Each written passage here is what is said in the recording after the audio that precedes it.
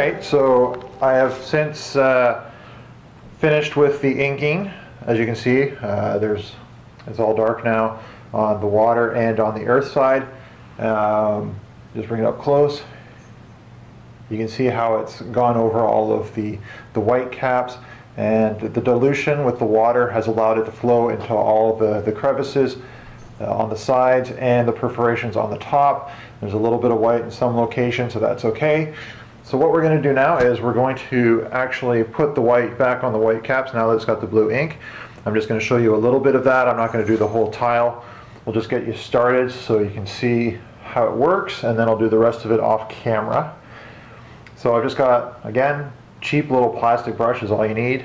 A little bit of water, a white tempera block. Just get some on there and just put it on. You don't want too much water. You want just enough that you can get some tempera on the brush off of the block. The drier the better. You're essentially using it to dry brush, and you just want to go over the granules of sand that we use for our white caps. It's okay if you get some on the base blue. You can actually do some lead-ins, just put it on the flat. And as I said earlier, if you don't want to actually take this stage of elevating your white caps, you want the tile to be entirely flat so that you can move miniatures across it, that's fine. Then you can use the same technique, just dry brush onto the palette, onto the base itself, instead of doing it onto your elevated sections, and it will look just as good if you do it properly. If you're having a hard time getting the white to show up, just put a little bit more water so it'll sink in. And this is especially true of the higher elevations. You don't want it too thick, so you don't want completely solid white. You want some of that base inking to show through. Makes it dark, and if it's not entirely white, the blue ink and the black ink underneath gives it a look of variance.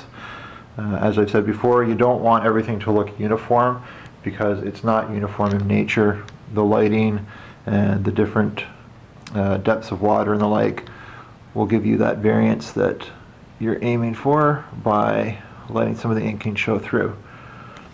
You just go back and touch it up as you see fit, and as you can see, some of our white caps coming in there, and we're just going to do that all the way up there on the rest of this tile. I'll do that off camera, and we'll come back and we'll finish it off with the flocking and just touch-ups on the earth part when we're done with the white caps. So now we've got the white caps on, as you can see, and that's done. So the next thing to do is to flock the grass part. Now, so that all these tiles fit together, we have to keep the amount that it's flocked uniform. So this is 3 inches here on the earth side, 3 inches. So we want to go from 1.5 inches and 1.5 inches. And if you recall, I measured this earlier, and that is where I left the void of sand. So we're just going to put some glue there to just mark it. That's where it's going to be there. And that's where it's going to be there. And again, most people who do wargaming, make their own terrain, are familiar with flocking. You can get these kits just about anywhere for the grass flock. I've just got this little plastic shaker with the holes drilled through the top so I can take it and sprinkle it. We do not want the glue at its full thickness, so I'm diluting it with water so it'll flow better, won't be as chunky. You don't want the grass to stick in globs, so you put the water in with it. I'm going to put it on like this, and then I will actually run the water over it and spread it out. And I'm also going to do the edges. So I'm going to put it along the edge here with the water and the brush and flock that as well. See, the earth part where you've elevated it with the sand cement is, as I've mentioned many times, very perforated, and the glue won't flow in very well if you don't dilute it. So never mind all the stuff about not wanting to clump, it just won't sink in properly into those perforations without a bit of water. So you really need to do that. Trust me, it's still got enough adhesiveness that the grass will stick when you shake it on. So don't worry about it. Don't worry about the water. If you add too much water, of course, yeah, then you got to worry because you won't have enough glue for those portions, but you'll be able to tell. Basically, if it looks more like water than it does white glue, you got a problem. Just put a little bit more glue on, wipe the water off your brush, and you're good to go. Another good sign that you've put too much water in is when you're doing this, because it is an adhesive, sure it's still wet, but it's an adhesive, what will happen is that your brown paint will start to come off with the water. Okay, so you don't want to reach that point. I'm just going to put this on, and I'm not going to flock the whole thing on camera to save time, because you know what, there is such a thing as just too much flocking.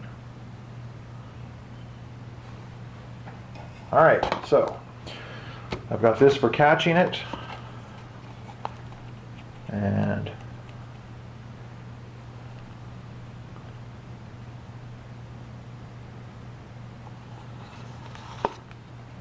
just bang it out a bit, and there you go.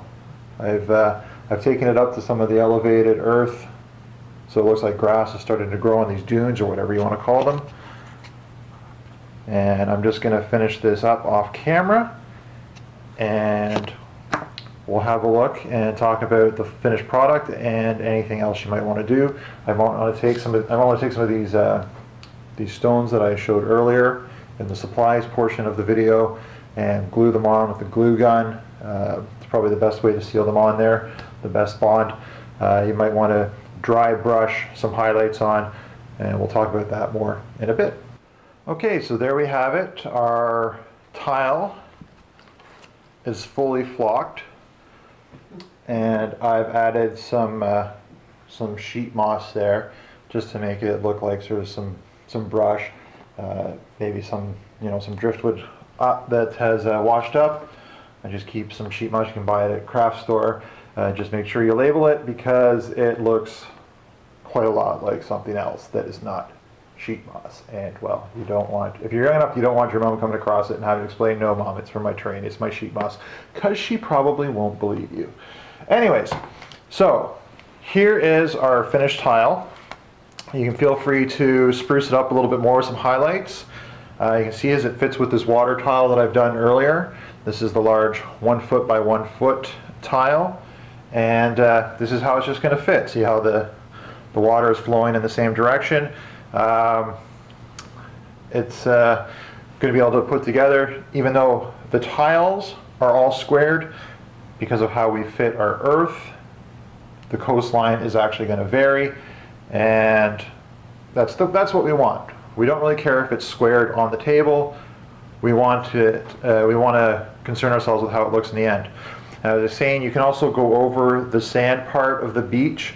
You can go over the elevations with a dry brush with a lighter color to make it pop some more. I'm not doing it at this point just because, you know what, I'm happy with the dark sand.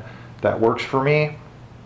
And it's something that you really got to be careful with, because if you screw up your dry brushing on this, really you got to paint it again and go over it again. And then, you know, you've got to worry about the edge with your flocking and everything. So it's something I would only suggest you do if you're very comfortable with it. Now, several times earlier I did mention always making the water move in the same direction, always making your white caps move in the same direction. As you can see, they're doing here, and that's because these tiles are going to go like this. They're going to fit like this. But, however, there is a problem with this when you take this horizontal tile and say you want to put it here, like so. Notice the water is now all converging on this line between the tiles. This is unavoidable. It doesn't matter what way you make the water seem to move. If you make it go this way or this way, you're just going to have this issue once you take a tile that works horizontally and you make it run vertically. It can't be avoided. So the problem that you run into, well, the solution I should say you run into with these is you either make a set of horizontal tiles that all run that way, or you make, and then you make a set of vertical tiles, whereas I would make the white caps run this way instead of how I have them running this way, and then everything looks good. If not, you don't want to go through that trouble of making all those extra tiles. It's not worth the time, the storage space, the effort. Well, you know what, you're just going to have to live with the fact that when you take these tiles and set them up like that they're going to converge in an unusual way. You just can't get around it. Well, other than that, our water tiles are done. You just need to make a nice supply of them for however much you need. On a typical 4x6 table, you'll need at least 6 of these for the long one, obviously 4 for the end, if you just want to have it run across the edge of your table as a body of water. And then of course you'll need these to make your coastline. If you don't want to have an entire side of your table as a body of water, well then, you know what, go with less. And you can just set them up how you want and worry about how you want your water to flow. It's all a matter of planning and just practicing. But you know what? This is how I make my water tiles. It's not how everyone wants to make their water tiles. It's not how I suggest everyone should make their water tiles, but it's what works for me. If you find something better, by all means, email me at trustrum@misfit-studios.com. That's trustrum at misfit-studios.com, if I can actually say the name of my company properly. Any problems with the video, any suggestions with the video, any suggestions with the content, by all means email us, let us know what you think. This is our first video, so you know what, there's bound to be mistakes, there's bound to be rambling. Just let us know what you think, and if you think the tile works for you, do you know what, let us know. Tell us if you think it's great, if it sucks, and we'll look forward to giving you some more tips in the future right here on Misfits on Wargaming.